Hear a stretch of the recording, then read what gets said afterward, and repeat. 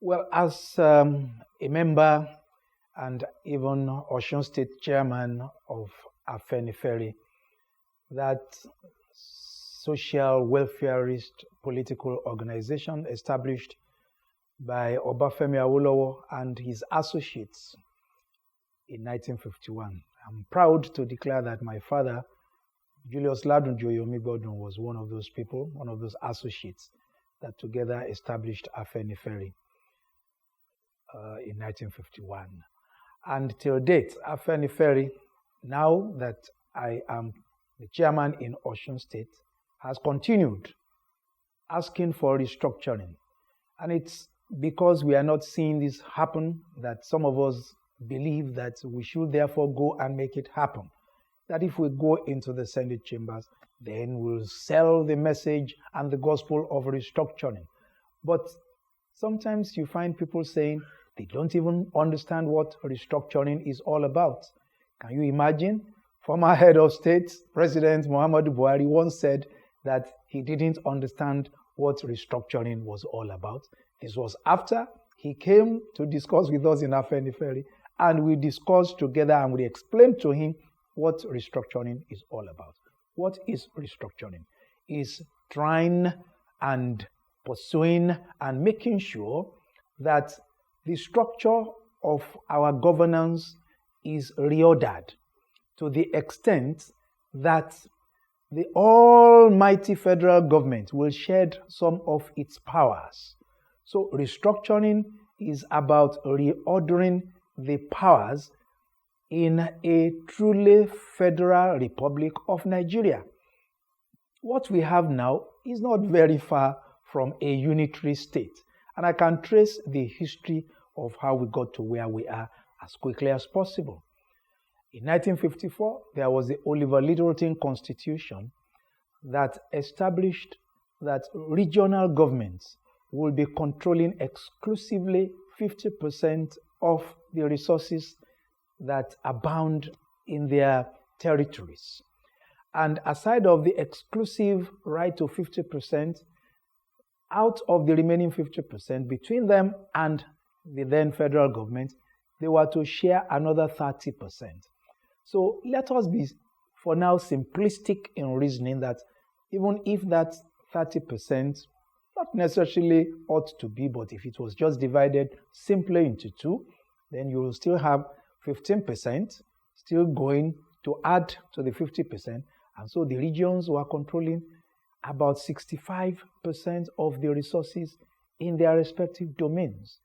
And the federal government was controlling 35%.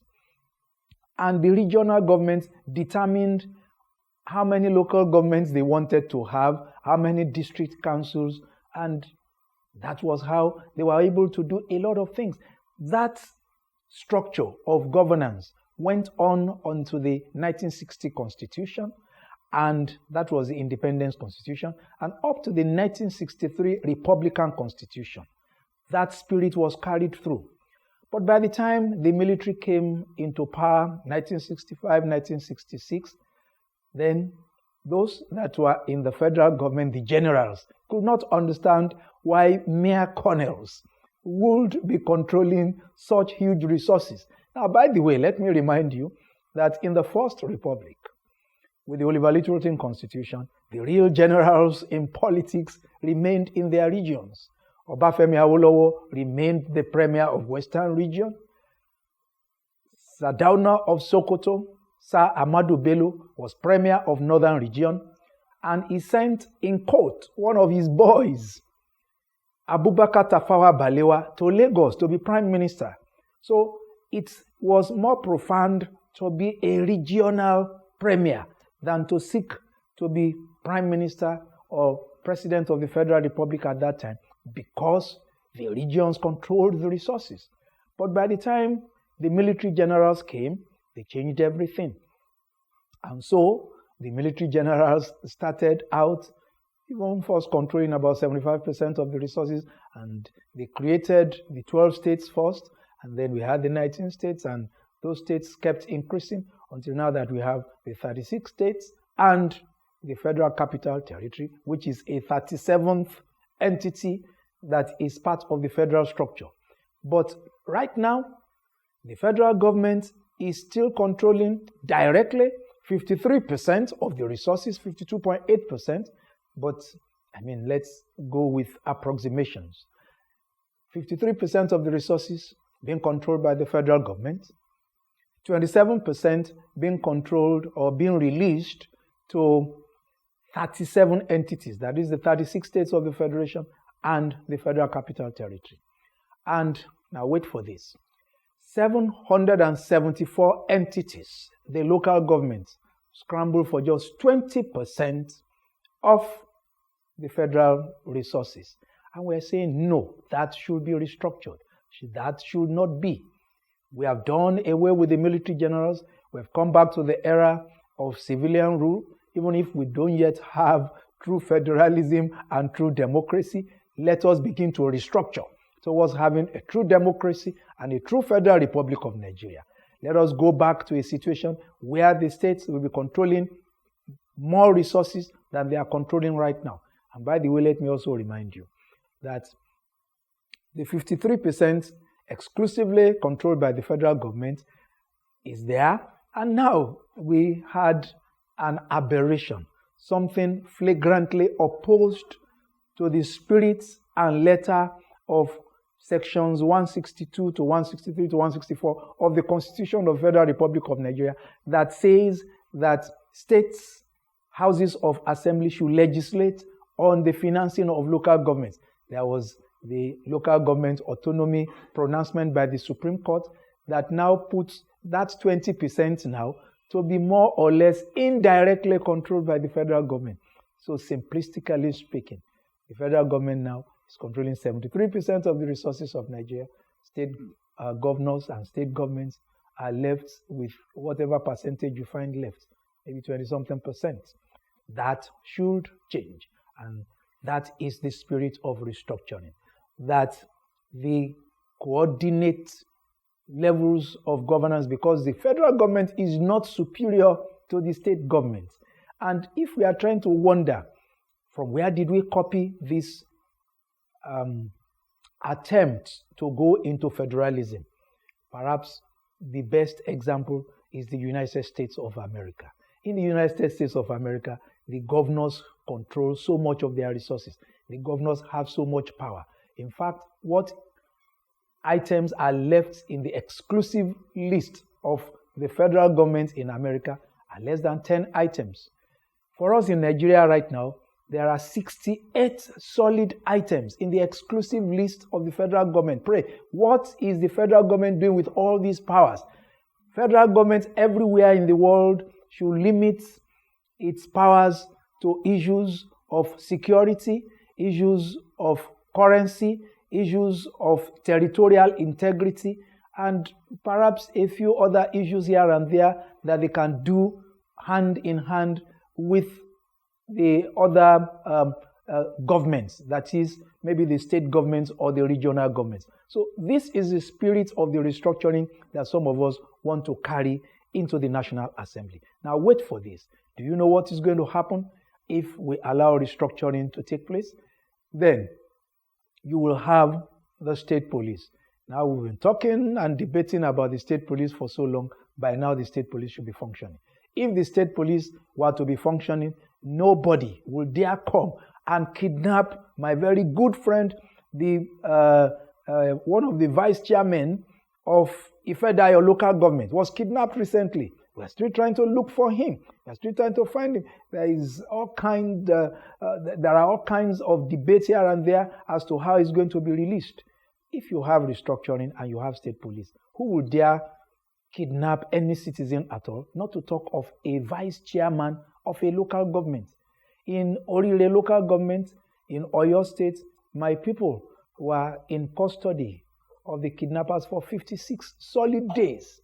And it had to take the federal government to come down to Oyo State to come and do something about it. Because the governor, anywhere right now, is just a glorified Boy Scouts master. They call him the chief security officer in his state, but he cannot even give any instruction to the police commissioner. sections 214 to section 216 of the Constitution of the Federal Republic of Nigeria are clear that only the Inspector General of Police can give instructions to state commissioners of police. The restructuring that we are talking about will take care of something like this. Now, section 216 or so, starting from section 215 of the Constitution, will say, oh, okay, the State Commissioner of Police can take instructions from the governor after he has confirmed from the President or the Minister of Police Affairs who is fooling who. So you are saying that the State Commissioner of Police can decide to disrespect the governor. Is that not what is happening in Osun State right now? My own state. The governor has been crying wolf and seeking the redeployment of the State Commissioner of Police because the State Commissioner of Police has more than enough powers to disrespect the governor. It's even good enough that it is the Commissioner of Police that is disrespecting my governor here. In Lagos State, a divisional police officer refused to take instructions from Governor Sanwo-Olu of Lagos State, who, strictly speaking, may be one of the first political sons of the President of the Federal Republic of Nigeria, where the President himself had been governor before. Restructuring has to take care of issues like this. We need to make sure we have the state police so that the governors can become proper chief security officers of their state. Let me go to the area of the economy. In the United States of America, which is our model for the running of a federal system of government, their harbors are not even controlled by state governments. They are controlled by municipal and local governments. In Nigeria, Apapa Wharf is being controlled by the federal government.